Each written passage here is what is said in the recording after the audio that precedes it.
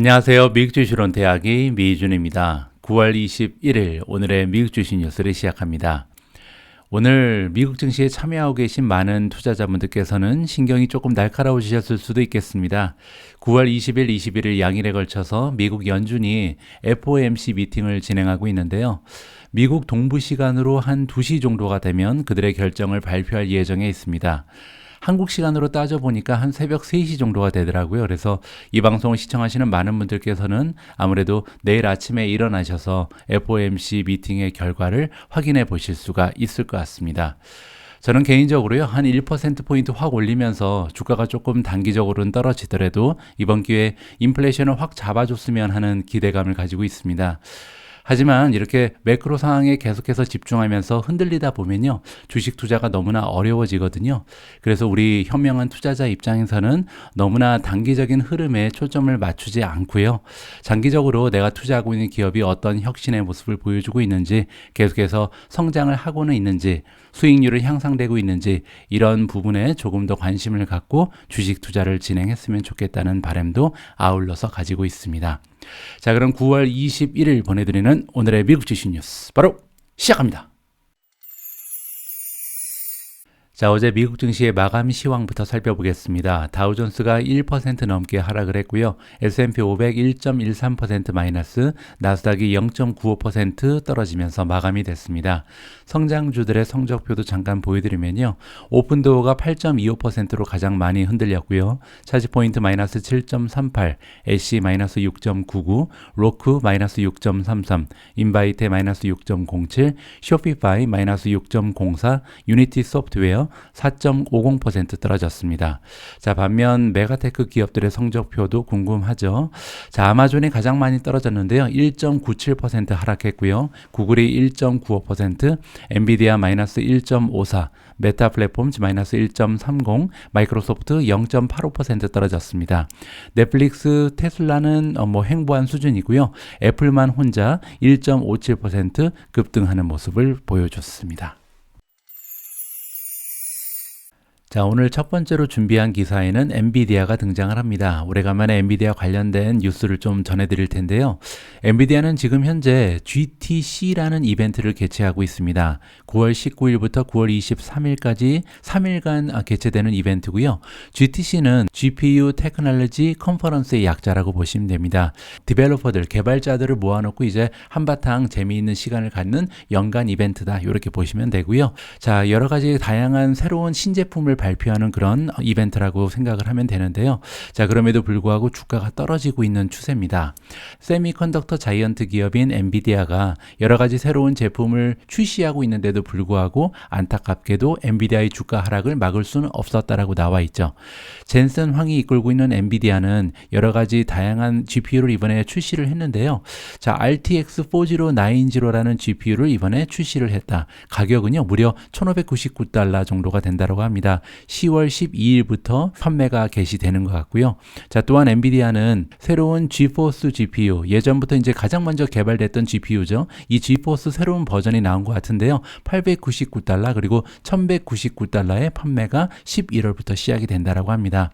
자, 엔비디아는 또한 발표하기를 RTX 6000 워크스테이션 GPU가 12월에 등장한다라고 이번에 공개를 했습니다. 자, RTX, GTX 여러 가지 다양한 이름이 등장을 하는데요.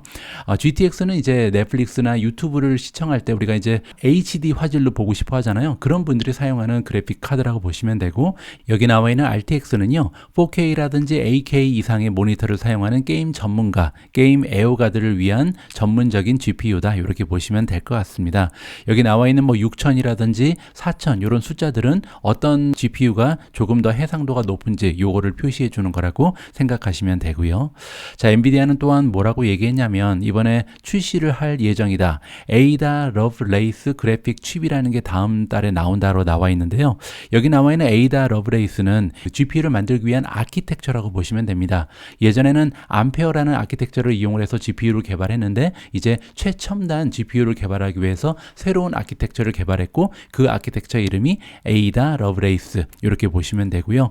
자, 그리고 엔비디아는 IGX 플랫폼이라는 것을 이번에 출시를 하는데 이거는 이거는 최첨단의 아티피셜 인텔리전스, 인공지능을 개발하는 데 사용되는 이러한 칩이라고 보시면 되겠습니다. 자, 밑으로 내려오니까 OVX라는 얘기가 등장을 하는데 자세한 내용이 안 나와 있어서요. 제가 기사 하나를 좀 찾아봤습니다. 엔비디아가 2세대 OVX 컴퓨터 시스템을 출시한다라는 기사고요. 데이터넷에 나와 있는 기사를 좀 읽어보도록 하겠습니다. 이 OVX 컴퓨팅 시스템은요, 차세대 GPU를 탑재한 메타버스용 그래픽 시뮬레이션 기반 시스템이라고 설명이 되어 있네요. 자, 엔비디아는 2세대 엔비디아 OVX를 출시했다고 발표했다. 엔비디아 OVX는 엔비디아 에이다 러브레이스 GPU 아키텍처와 향상된 네트워킹 기술을 바탕으로 해서 혁신적인 실시간 그래픽, 인공지능, 디지털 트윈 시뮬레이션 기능을 제공한다. 새로운 엔비디아 OVX 시스템은 선도적인 3D 소프트웨어 애플리케이션을 사용해서 3D 가상 세계를 구축한다. 또한 기업이 메타버스 애플리케이션을 만들고 운영할 수 있는 확장 가능한 투엔드 플랫폼인 엔비디아 옴니버스 엔터프라이즈에서 몰입형 디지털 트윈 시뮬레이션을 작동하도록 설계되었다라고 설명이 나와 있습니다. 한국어를 읽어도 좀 어렵죠. 저도 반도체 자금은 공부할 때마다 느끼는 게 참 공부할 게 너무나 넘쳐난다 이런 생각을 하고 있습니다. 자, 방금 전에 옴니버스라는 엔비디아가 개발하고 있는 메타버스의 시스템이 등장을 했잖아요. 여기 옴니버스에 대해서 젠슨 황이 뭐라고 얘기하고 있냐면 첫 번째 애플리케이션이 될 것이다. 그래서 어느 정도로 확장 가능성이 있냐면요. 모든 조직들이 실용적으로 활용할 것이다. 그래서 지금 우리가 웹 브라우저를 활용하는 것처럼 나중에 가면 이 옴니버스를 모든 기업에서 활용을 할 것이다. 이렇게 좀 커다란 포부를 표현을 해주고 있습니다. 자, 엔비디아는 이렇게 혁신적인 모습을 지속적으로 보여주고 있습니다. 물론 이제 단기적으로는 이번 사이클이 굉장히 좀 어렵잖아요. 그래서 반도체 종목들이 전반적으로 폭락하는 추세에 들어가 있고 이러한 추세가 언제까지 지속될지는 잘 알 수 없죠. 하지만 순환주기 때문에 결국은 이 순환은 또 긍정적인 방향으로 흘러가는 시기가 올 테고 그리고 또 더 중요한 것은 우리가 구조적인 성장을 하는 기업에 투자를 해야 되거든요. 엔비디아는 반도체 기업임에도 불구하고 4차 산업혁명이라는 시대적인 흐름을 잘 타면서 지속적인 성장을 해줄 것으로 기대를 해보면 좋을 것 같습니다. 자, 다음에는 아주 오래간만에 마이크로소프트 관련된 소식을 전달해 드리도록 하겠습니다. 자, 이번 기사에 따르면 마이크로소프트가 올렸다. 디비던드는 이제 배당금이죠. 배당금을 10%나 상향 조정했다라는 반가운 소식이 전해지고 있습니다. 자, 마이크로소프트가 디클레어 선언하기를 한 주당 배당금을 0.68로 상향 조정했다라는 발표가 있었고요. 0.68달러는 쿼털리 디비던드죠. 그래서 1년치가 아니라 3개월에 한 번씩 주는 분기 배당금이 0.68 68센트다 이렇게 보시면 됩니다. 자, 기존의 분기 배당금은 0.62였기 때문에 10% 정도 급등하는 좋은 상승을 보여주는 거고요. 자, 포워드 일드가 나옵니다. 포워드라는 것은 이제 앞으로 다가오는 그런 뜻이잖아요. 따라서 앞으로 1년간 지금 현재 주가에 비하면 배당금이 어느 정도의 비율을 차지하는가 배당률을 얘기하는데 1.12%라고 나오죠. 자, 한번 계산을 해보도록 하겠습니다. 자, 분기당 주는 배당금이 여기 나와 있는 것처럼 0.68이잖아요. 그러면 0.68 곱하기 자 4분기니까요. 4를 곱해야지 1년에 받을 수 있는 배당금이 계산이 되죠.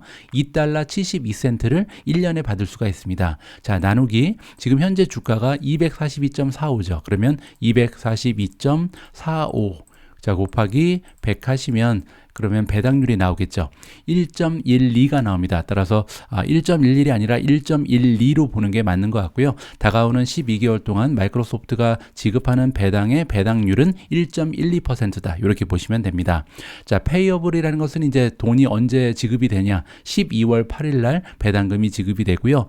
X 디비던드 데이시 굉장히 중요합니다. X라는 것은 이렇게 배타적인 거잖아요. 따라서 11월 16일이 X 디비던드 데이시라서 만약에 11월 16일 날 마이크로소프트 주식을 매수를 하면요. 그때 사도 배당금은 받을 수 없다. 이렇게 보시면 됩니다. 자, 반대로 만약에 지금 현재 마이크로소프트에 투자를 진행하고 있는 투자자가 11월 16일 날 주식을 팔아버려도 그래도 배당금은 지급이 된다. 이렇게 살펴보시면 될 것 같고요. 자, 마이크로소프트 배당 얘기가 나온 김에 마이크로소프트 배당이 어느 정도 수준인지 한번 그 평가를 살펴보도록 하겠습니다. 마이크로소프트의 페이지로 들어가셔서 디비던드를 클릭하시면요.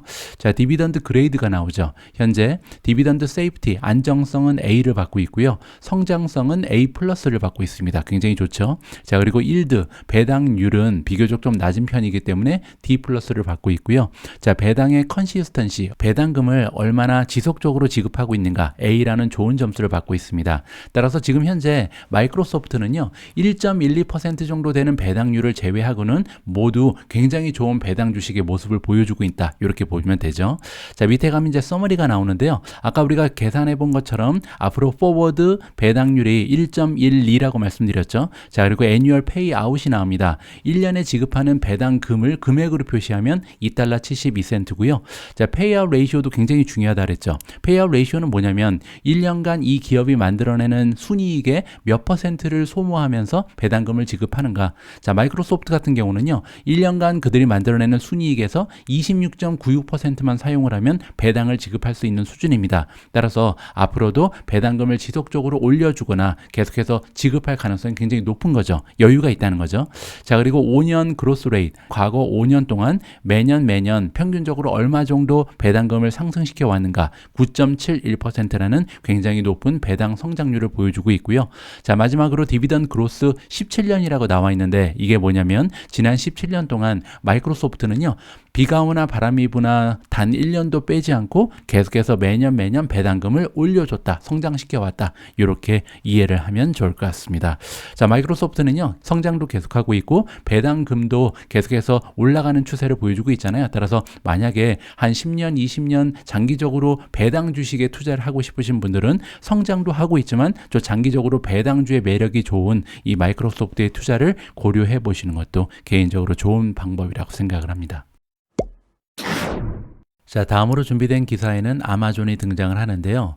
자, 지금 이 기사는 2021년 작년 5월 3일 날 제가 여러분들과 공유한 기사입니다. 그때 어떤 내용이냐면 아마존이 NFL은 이제 내셔널 풋볼 리그의 약자죠. 목요일 날 방송되는 NFL의 독점 중계 방송권을 아마존에 획득했다라는 소식을 여러분들과 공유한 적이 있고요. 자, 그 첫 번째 중계 방송이 지난주에 있었습니다. 자, 어제 발표된 기사 내용에 따르면요, 아마존이 첫 번째 독점적인 Thursday Night NFL 중계 방송을 했는데 그 수치가 굉장히 좋았다라고 합니다. 자, 우리가 측정한 숫자에 따르면 오디언스의 넘버, 즉 시청자 수죠. 시청자 수가 우리의 기대치를 넘어섰다라는 긍정적인 소식을 전해주고 있습니다. 자, 이번에 생방송이 아웃퍼폼했다. 그래서 우리가 가지고 있었던 목표치를 넘어섰다는 거죠. 약속한 숫자가 있는 것 같습니다. 광고주들한테 개런티를 한 숫자가 시청자 수 1250만 명을 개런티를 했는데 그거보다 조금 더 많은 시청자 수를 기록했다는 거죠. 자, 그리고 또 하나 중요한 것은 뭐냐면요, 프라임 비디오의 역사상 가장 많은 사람들이 시청을 한 그런 신기록을 세웠다라고 합니다. 자, 그리고 또 하나 부수적인 긍정적인 소식이 있는데요. 이번에 이제 그 NFL 방송을 하면서 어떠한 결과가 나타났냐면 사인업이라는 것은 이제 가입했다는 뜻입니다. 아마존이 자랑하는 프라임 서브스크립션, 그 멤버십이 있잖아요. 아마존 프라임 멤버십에 새롭게 가입한 사람의 숫자가 역시 신기록을 이번에 달성을 했다고 합니다. 단 3시간 만에 엄청나게 많은 새로운 신규 멤버를 확보한 것 같고요. 자, 그러면서 지난 과거에 있었던 프라임데이 이벤트라든지 사이버 먼데이, 블랙 프라이데이 이벤트를 통해서 가입시켰던 숫자보다 더욱더 많은 신규 고객을 확보할 수 있었다. 자, 그리고 애드버타이징 프론트를 보니까 어떤 광고가 많이 나왔는지 분석을 해보니까요, 아마존의 인터널 광고가 상당히 많았다고 합니다. 예를 들어서 프라임 비디오 광고라든지 아니면 아마존 웹 서비스, 클라우드 서비스죠. 그리고 하드웨어, 아마존은 이제 링 시큐리티 같은 것을 판매하잖아요. 이러한 하드웨어 광고가 생각보다 많이 배치가 돼 있다는 거죠. 그 얘기는 다시 얘기하면 다른 기업들을 위한 광고의 스페이스가 아직도 많이 남아 있다. 따라서 광고의 매출을 올릴 수 있는 여러 가지 기회가 아직도 있다라고 긍정적으로 해석을 해볼 수도 있을 것 같습니다.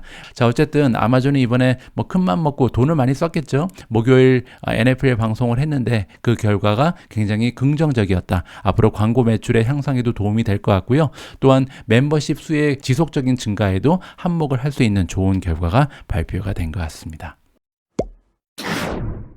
자, 다음으로 준비된 기사에는 메타 플랫폼즈가 등장을 하는데요. 제가 최근에 읽어봤던 메타 플랫폼즈 관련된 기사 중에서 가장 마음에 드는 내용이 등장을 합니다. 어떤 기사인지 한번 살펴보시죠. 자, 메타 플랫폼즈가 화요일 날 발표를 했다. 발표 내용은요.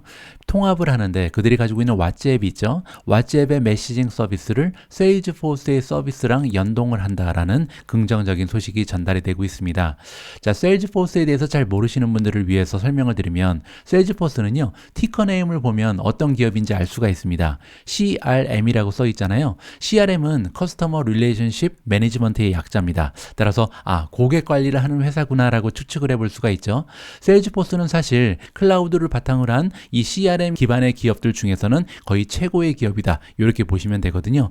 따라서 커스터머 릴레이션십 매니지먼트의 최강자와 이번에 왓츠앱이 손을 잡으면서 긍정적인 뉴스로 우리가 해석을 해볼 수가 있는 거죠. 자, 두 기업이 손을 잡은 이유는 뭐냐면요. 비즈니스들이, 그래서 기업들이 직접적으로 채팅을 고객들하고 할 수 있는 길이 열렸다는 거죠. 그런데 세일즈포스의 플랫폼에서 떠나지 않고 연동이 되어 있기 때문에 바로바로 채팅이 가능하다. 이렇게 보시면 될 것 같습니다. 이미 10억 명이 넘는 사람들이요. 현재 뭐 한국을 제외한 제가 예전에 지냈던 동남아라든지 지금 지내고 있는 그 유럽도 마찬가지고요. 상당히 많은 기업들 안에서 사람들이 이미 그들의 고객이라든지 동료들과 소통을 하기 위해서 메타의 메시징 시스템 왓츠앱을 이용하고 있거든요. 따라서 이번에 이미 비즈니스들이 많이 이용하고 있는 왓츠앱 시스템을 이 CRM으로 옮겨간다. 이렇게 보시면 될 것 같습니다. 따라서 활용도가 점점 더 커지는 그러한 추세를 보일 수가 있는 거겠죠. 자, 이번에 화장품 기업인 오리얼이 등장을 하는데 이 오리얼이 파일럿 프로그램에 참여를 하는 것 같습니다. 따라서 시범 운영을 오리얼이 한다. 이렇게 보시면 되고요. 오리얼이 가지고 있는 여러 가지 브랜드가 있는데 이 브랜드가 그들의 고객과 직접적으로 소통을 하는데 왓츠앱을 이용한다는 거죠. 자, 그러면서 쿠폰이라든지 프로모션 오퍼를 보내줄 예정에 있는데요. 자, 이렇게 그 이커머스를 이용할 때 보시면 쇼핑 카트라는 게 있잖아요. 내 관심 있는 거를 이제 살까 말까 고민하다가 남겨두는 그런 공간이죠. 이 쇼핑 카트 안에 들어가 있는 물건을 홍보하기 위한 쿠폰이라든지 프로모션을 보내준다. 이렇게 이해하시면 될 것 같습니다. 자, 지난달에 제가 오뮤지를 통해서 전달해 드렸는데 메타 플랫폼즈가 또한 어떤 발표를 했었냐면 식료품 딜리버리 서비스를 인도에서 시작한다. 그리고 이번에 인도에서 새롭게 시작되는 파트너십은 지오 플랫폼이라는 이커머스 기업과 시작을 하는데요. 거기에 이제 등장하는 것이 바로 왓츠앱이었습니다.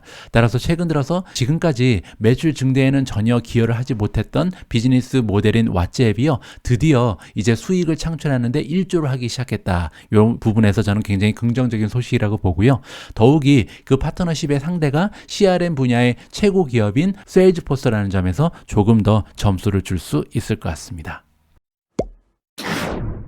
자, 이번에 전달해드릴 기사 내용도 파트너십이 결성됐다는 뉴스인데요. 자, 이번 파트너십의 주인공은 크라우드 스트라이크입니다. 자, 크라우드 스트라이크가 파트너십을 발표했다라고 나와 있고요. 파트너십의 상대는 콜리션입니다. 자, 콜리션이 어떤 기업인지 잠깐 설명을 드릴 텐데 사이버 인슈어런스 컴퍼니거든요. 최근 들어서 이제 사이버 보안에 대한 중요성이 강조가 되고 있잖아요. 그래서 사이버 보안이 뚫리게 되면 여러 가지 피해를 기업이 입을 수가 있는데 여기 나와 있는 것처럼 예를 들어서 뭐 금전적인 손해를 볼 수도 있고요. 아니면 기업이 운영하고 있는 비즈니스가 하락하면서 여기에서 나오는 뭐 수익의 감소가 있을 수도 있고 또 하나는 이 사이버 문제를 해결하기 위해서 비용이 증가되는 그런 문제도 있을 수가 있습니다. 이 모든 것을 보험이 처리를 해준다. 이렇게 보시면 되겠죠. 따라서 시대의 추세에 맞춰서 새로운 형태의 보험회사가 등장을 한 것이 바로 콜리션이다. 이렇게 보시면 되는데요. 지금 현재 가입되어 있는 고객사의 숫자가 16만 개가 넘는다라고 합니다. 굉장히 좀 많은 기업들이 이미 가입을 했죠.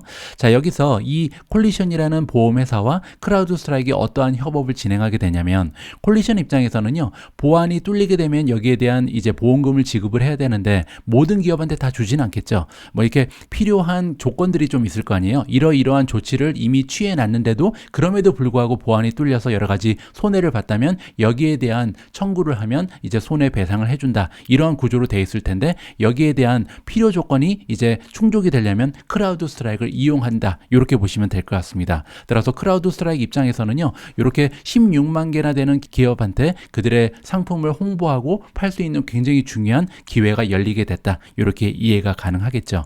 자, 이번에 전략적인 파트너십의 부분으로 인해서 콜리션의 폴리시 홀더들, 즉 16만 개나 되는 이 기업들은요, 15일 동안 무료 체험을 할 수가 있다고 합니다. 그래서 크라우드 스트라이크이 자랑하는 팔콘 플랫폼을 보름간 무료로 이용을 하고요. 그리고 나서 마음에 든다면 디스카운트를 받으면서 번들을 살 수 있다. 이렇게 정리를 하면 좋을 것 같습니다.